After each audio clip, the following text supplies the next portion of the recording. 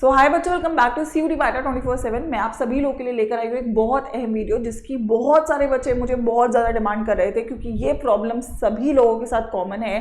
और ये उन सभी बच्चों के लिए जिन्होंने बोर्ड्स का एग्जाम दिया है, किसी भी स्ट्रीम को लेकर वो बिलोंग करते हैं, लेकिन वो कंफ्यूज्ड है इस बार के बोर्ड्स के एग्जाम की वजह से। क्या आप लोग CUET में डिस्क्वालीफाई तो नहीं हो जाएंगे, कितनी ही पढ़ाई कर ले, लेकिन क्या आप यहाँ पे इस चैलेंज में बैठने से पहले ही आउट नहीं हो जाएंगे? वो सारी बातों को मैं इस वीडियो में आपको बता रही हूँ, प्लस मैं आपको उसका सोल्यूशन भी बता रही हूँ कि क्या आप कर सकते हैं इस सिचुएशन, इस कंडीशन से बचने के लिए। तो मेक श्योर करिएगा बच्चों, इस वीडियो को आप हर एक क्लास 12 के बच्चे के साथ जरूर शेयर करें और वीडियो को यहाँ पे लाइक कर दें। CUET की एलिजिबिलिटी में मैक्सिमम यूनिवर्सिटीज एक चीज बहुत ज्यादा मांगती है, वो ये है कि आप लोग जो एग्जाम में बैठ रहे हो, जिस भी सब्जेक्ट के एग्जाम में बैठ रहे हो, उसमें आपने क्लास 12 को क्वालिफाई करा हुआ होना चाहिए। और इस बार का पेपर हमें पता है एटलीस्ट 1-2 सब्जेक्ट में ऐसा रहा है जहां पे ये कंडीशन शायद बहुत सारे बच्चे फुलफिल नहीं कर पा रहे हो, जिसकी वजह से बाकी सब्जेक्ट्स में अच्छे मार्क्स होने के बावजूद भी वो शायद CUET के कॉम्बिनेशन में फिट ही नहीं हो पाएंगे, और फिट इन ही अगर नहीं हो पाएंगे तो वो अगेन पेपर दे ही नहीं पाएंगे, और जिसकी वजह से शायद ये साल उनका वेस्ट हो सकता है। मैं पर्सनली चाहती हूँ कि ऐसा कोई बच्चा ना हो जो इस कंडीशन में हो, इस सिचुएशन में हो। लेकिन बच्चों, हम लोगों को ये भी समझना पड़ेगा कि अगर कोई सिचुएशन हमारे सामने आती है तो उसे हमें कैसे बीट करना है। तो पहली बात, आप सभी लोगों को ये बात बहुत क्लियरली पता होना चाहिए कि CUET 2025 में आप मैक्सिमम वही सब्जेक्ट्स के पेपर देते हो जो आप क्लास 12 में पढ़े हुए होते हो, या क्लास 12th में आप उसका बोर्ड एग्जामिनेशन लिखते हो।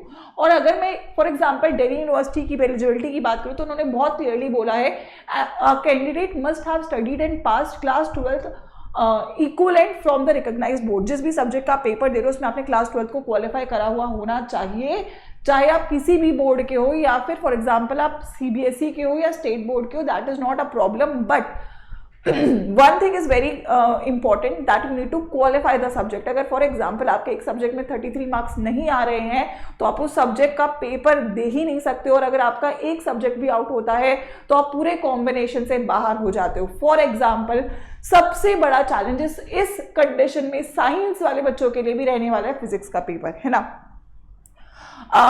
पेपर मुश्किल था, है ना, अनबीटेबल था, बहुत सारे चैलेंजेस थे। अगेन और सब स्ट्रीम्स में भी ऐसा 1-2 जगह देखने को मिला है। लेकिन अगर एक भी पेपर आपका ऐसा है, किसी भी स्ट्रीम की मैं बात कर रही हूँ, जिसमें आप लोगों को लग रहा है कि मैम मेरे मार्क्स शायद नहीं बनेंगे, मैं क्वालिफाई नहीं कर पाऊंगा, तो वो एक बहुत बड़ी प्रॉब्लम इस बार हो सकती है। क्योंकि अगर आप उस सब्जेक्ट को क्वालिफाई नहीं करोगे तो आप 3 डोमेन्स के कॉम्बिनेशन की मेरिट में नहीं बैठ पाओगे, जिसकी वजह से बच्चों आपका CUET का स्कोर ही कैलकुलेट नहीं होगा।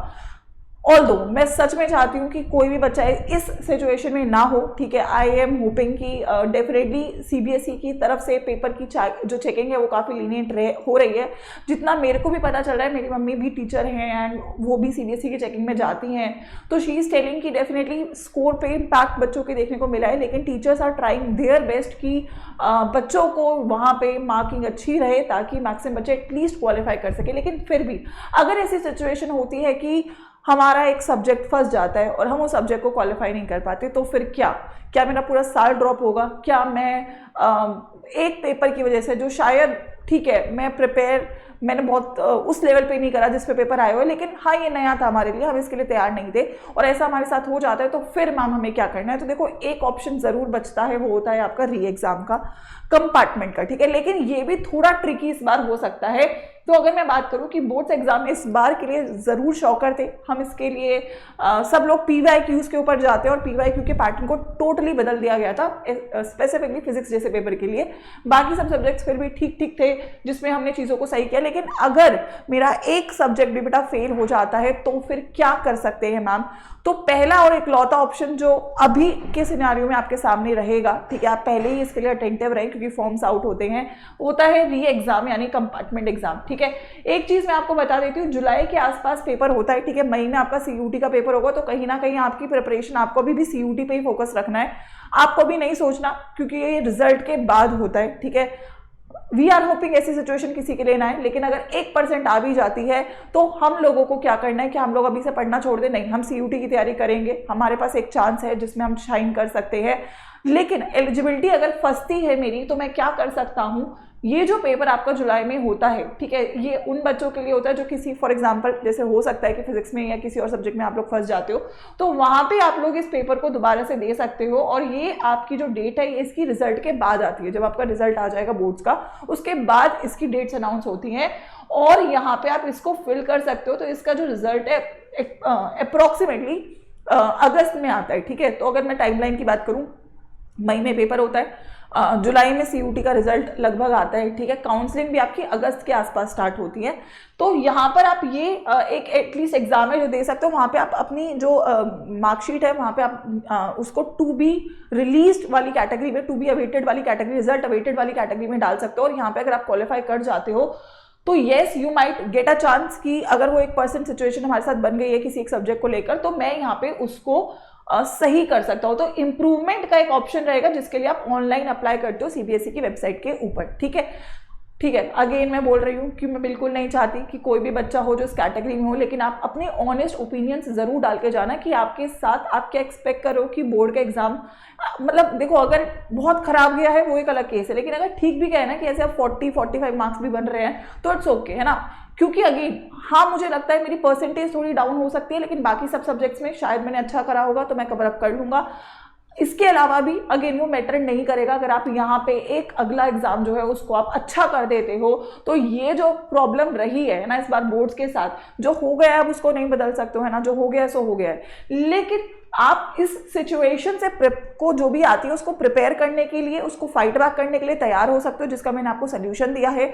और दूसरी बात, उससे लर्निंग ले सकते हो, आप उससे सीख सकते हो कि ऐसा नहीं है कि ये एक ही बार हुआ है सकता है अगली बार भी हो सकता है नीट में हो जाए, हो सकता है सीयूटी में हो जाए, जेई में हो जाए, वो तो कहीं से भी आपको पेपर का लेवल बढ़ा हुआ देखने को मिल सकता है, ठीक है। हाँ हम उसके लिए तैयार नहीं होते, हमें लगता है कि सब कुछ नॉर्मल पैटर्न पे ही रहेगा, लेकिन अगर ऐसा हो जाता है तो फिर हम बदल तो सकते ही नहीं है। तो एक ही चीज़ हमारे हाथ में है कि हम अपनी तैयारी को ऐसा करके चलें कि चाहे कैसे भी तरीके का सवाल आए, कहीं से भी सवाल आए, हम उसके लिए बेहतरीन तरीके से प्रिपेयर्ड हैं और हम दोबारा से सिचुएशन में ना आए जो हमारे साथ इस बार बोर्ड्स के लिए कहीं ना कहीं किसी ना किसी बच्चे के साथ में भी हो गया हो, है ना। तो लर्निंग बहुत इंपॉर्टेंट होता है और वो लर्निंग आपको लेना पड़ेगा उस पूरे प्रोसेस से। और अगर आप उस सिचुएशन में नहीं भी हो, लेकिन आपने औरों के साथ देखा है कि किसी मेरे दोस्त के साथ ऐसा हुआ है, मेरे दोस्त का पेपर अच्छा नहीं हुआ है, तो आपको अपने लिए भी वो सीखना पड़ेगा कि यार आने वाले पेपर में मुझे और अच्छा तैयार करके जाना है कि मैं किसी भी हालत में किसी भी चीज़ के लिए इस सिचुएशन में दोबारा ना हो, क्योंकि साल और हर एक पेपर आपके लिए बहुत इंपॉर्टेंट होता है, ठीक है। तो मैंने आपको सोल्यूशन दिया और मैं सीयूटी के लिए आप लोगों को यही बोलूंगी, दिस इज द चांस, है ना। वो कमबैक जो हमने किया था बोर्ड्स में, तो बोर्ड्स का कमबैक था, लेकिन असली कमबैक ये है अगर आप यहाँ पे नंबर लेकर आते हो, यहाँ पे आप हाई स्कोर लाते हो, आप यहाँ पे टॉप कॉलेज को क्रैक कर लेते हो, तो फिर वो मैटर नहीं करता। अगर आपके सच में बोर्ड्स में थोड़े नंबर कम भी थे ना, कोई फर्क नहीं पड़ेगा। अगर आप यहाँ पे एक अच्छा कॉलेज एसआरसीसी, स्टीफन, हिंदू को क्रैक कर जाते हो, nobody will be bothering you again कि यार क्या हुआ था, ठीक है। ऑल्दो वो मार्कशीट हमेशा साथ में रहती है, लेकिन अगेन ये भी तो एडमिशन आपके साथ रहेगा ना, ये भी तो आपकी मेहनत को ही जस्टिफाई कर रहा होगा ना। तो it is your chance that you need to shine. I would want in the comment section बच्चों कि अगर आपके साथ ऐसा कोई सिचुएशन बोर्ड्स का हुआ है तो वो आप मुझे जरूर डाल के जाना, ताकि हमें एटलीस्ट पता चले कि what is the current situation at least, and उसके अकॉर्डिंग और भी क्या ऑप्शन है। जैसे मैंने एक ऑप्शन आपको दिया है उसको आप फॉलो करेंगे। Otherwise I would want you all to make sure कि ये जो सेकंड चांस है, जो सीयूईटी है, उसको आप लोग क्रैक करने के लिए कितने डेडिकेटेड हैं, वो प्रॉमिस भी जरूर कमेंट सेक्शन में आप लोग डालकर जाइएगा, ठीक है। तो मैं इतना ही बोलूंगी, गिव योर बेस्ट, ठीक है। जो हुआ सो हुआ, है ना, उसको भूलना नहीं है, उससे सीखना है ना। क्या कहते हैं, you can forgive but you can not forget, है ना। तुम माफ कर सकते हो पर भूल नहीं सकते हो। तो भूलना नहीं है, जो हुआ है उससे लेसन लेना है और भी तगड़ी तैयारी करनी है और यहाँ पे कमबैक करना है। और अब कुछ ही दिन बाकी हैं, है ना, ये पेपर आने वाला है and I think everyone is on their best versions. बहुत मेहनत कर रहे हैं, बस इस कंसिस्टेंसी को ब्रेक मत करना। और कहीं भी दिक्कत आती है तो you can reach me out anywhere on my email ID and everywhere, जहां भी आप मेरे को कनेक्ट कर सकते हो, ठीक है। और लास्टली, यू ऑल नो बच्चों, प्रतिज्ञा बैच का भी आज आखिरी ही दिन है। तो कोई अगर है ऐसा जो बैच को ज्वाइन नहीं कर पाया था या करना चाहता है और लास्ट डेट का वेट कर रहा था, तो भाई लास्ट डेट आ चुकी है फाइनली।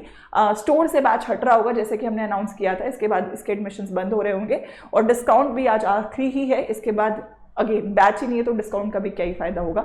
तो यू कैन मेक श्योर कि अगर कोई रह गया है तो आज बैच को रात 12 बजे से पहले ज़रूर ज्वाइन कर ले, ठीक है। क्लासेस अब स्टार्ट हो चुकी हैं, है ना, तो जितना डिले कर रहे हो उतना ही दिक्कत है।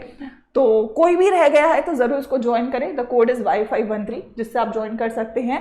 And for the new students जो चैनल पे नए हैं, बैच को टाइमली कैसे ज्वाइन कर सकते हो, क्योंकि अगेन सीट्स और टाइम 12 बजे तक का ही है। आप CUT UG कैटेगरी में वेबसाइट पे जाएंगे, क्रैश कोर्स में आप अपनी स्ट्रीम का, ठीक है, अगेन सीट्स भी काफ़ी कम बाकी दिखा रहा है, 270 सीटें लगभग बाकी हैं, ऑब्वियसली रात तक भरी जाएंगी।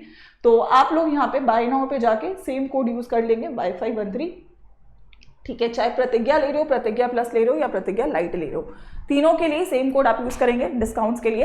प्रतिज्ञा प्लस में बुक्स रहेंगी, डोमेन्स, लैंग्वेज, GAT सबकी क्लासेस रहेंगी। प्रतिज्ञा में केवल बुक्स नहीं है, क्लासेस सबकी रहेंगी। और प्रतिज्ञा लाइट में आपकी डोमेन्स की क्लासेस रहेंगी। तो कम प्राइस का बैच लेना है तो प्रतिज्ञा लाइट ले सकते हो, 2900 का रहेगा विद द कोड Y513, ठीक है। तो 30 डेज का मैक्सिमम यूटिलाइजेशन करें। अगर कोई रह गया है तो 12 बजे से पहले बैच को ज्वाइन कर लें, क्योंकि फिर कल का तो मैं कुछ नहीं कह सकती हूँ, और कल कभी नहीं आता है बच्चों, ठीक है। कोई और डाउट है तो let me know on my email ID, ठीक है। मैं रात में 12 बजे तक एक्टिव रहूंगी, क्योंकि अगेन इसका टाइम 12 बजे तक का है। तो अगर कोई बच्चा कहीं पे फंस रहा हो तो मुझे मेल कर देना।